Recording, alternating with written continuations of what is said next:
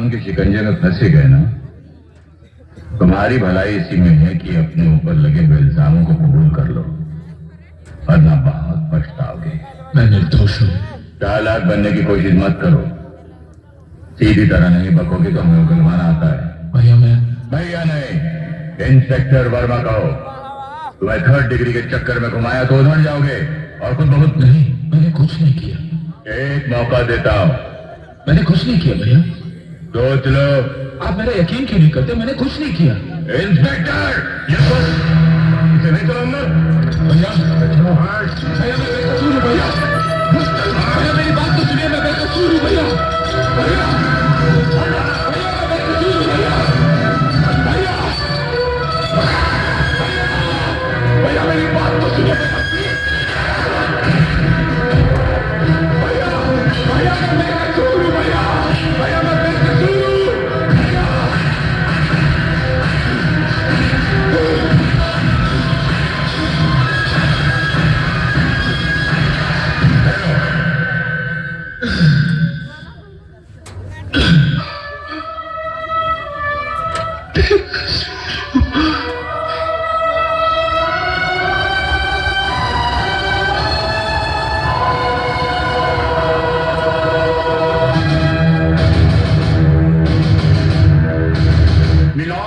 गवाहों का बयान और पुलिस द्वारा बरामद किए गए हथियार ये साबित करते हैं कि रघुवीर वर्मा सिर्फ गणपत का कातिल ही नहीं है, बल्कि ये एक ऐसा खतरनाक आतंकवादी है जिसके उन विदेशी ताकतों के साथ गहरे संबंध जो इस देश के टुकड़े कर देना चाहती हैं, इसे कमजोर और खोखला कर देना चाहती है।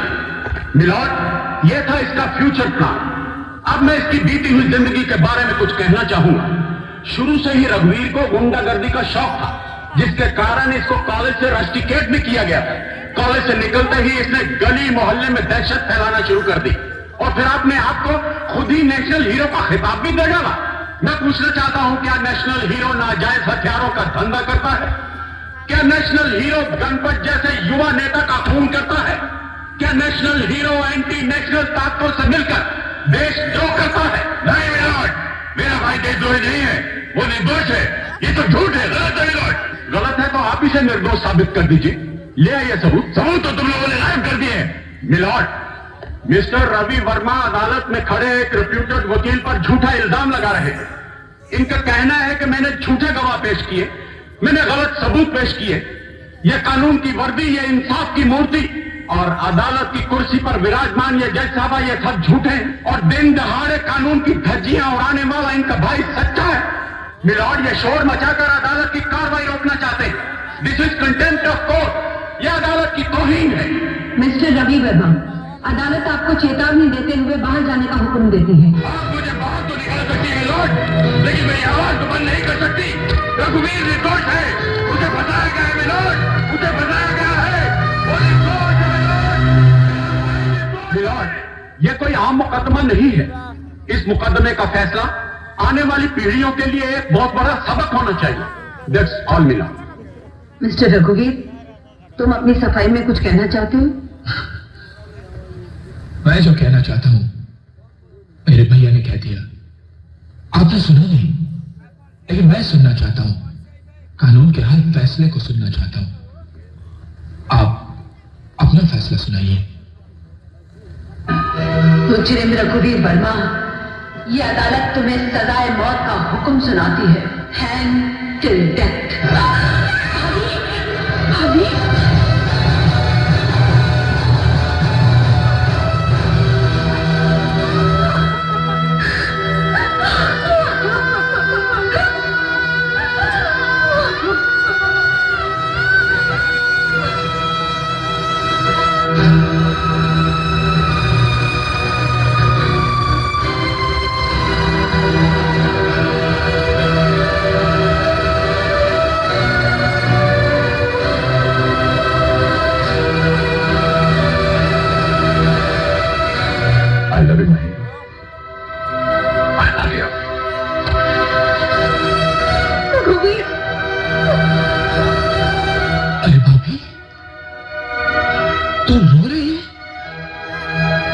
तो मेरी माँ है और माँ रोते रोते अपने बेटे को विदा नहीं करती। धूप के काले बादल सूरज को कितना भी ढक ले, एक दिन उजाला होकर रहेगा। मैं आऊंगा, लेकिन इस बार तेरी कोख से जन्म लेकर ही आऊंगा मां।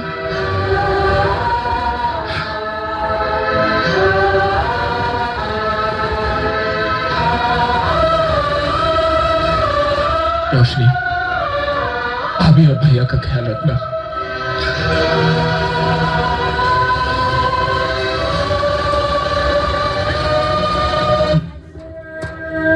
I'm sorry बेटे, प्लीज मुझे समझने की कोशिश करो।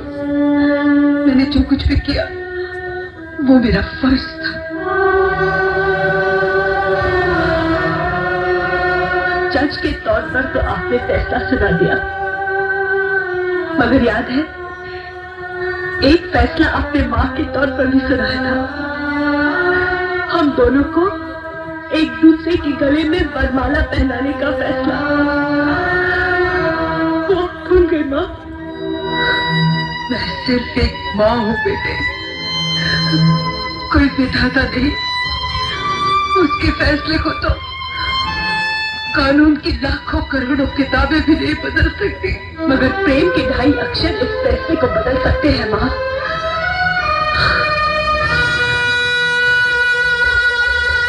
भगवान करे ऐसा ही हो बेटे।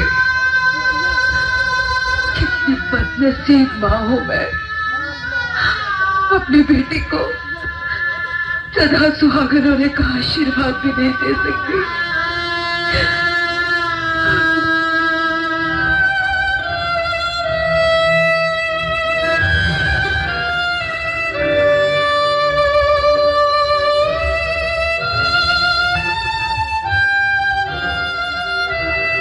रघुवीर,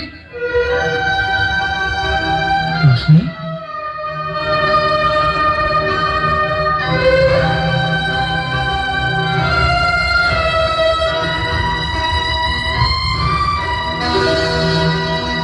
यूं मुझसे आंख मत चुरा रघुवीर, मेरी तरफ देखो। तुम कुछ कहते क्यों नहीं? जिससे जिंदगी खुदा की चुरा रही हो वो कर भी कर सकता है। रोशनी, मुझे माफ कर दो, मैं तुम्हें जी भर के प्यार भी न दे सका। नहीं रघुवीर, तुमने मुझे बहुत कुछ दिया है, अपना प्यार, अपना साथ। बस मेरी एक ही आरज़ू है, इन हाथों से मेरी मांग भर दो, मेरा दामन हमेशा खुशियों से भरा रहेगा।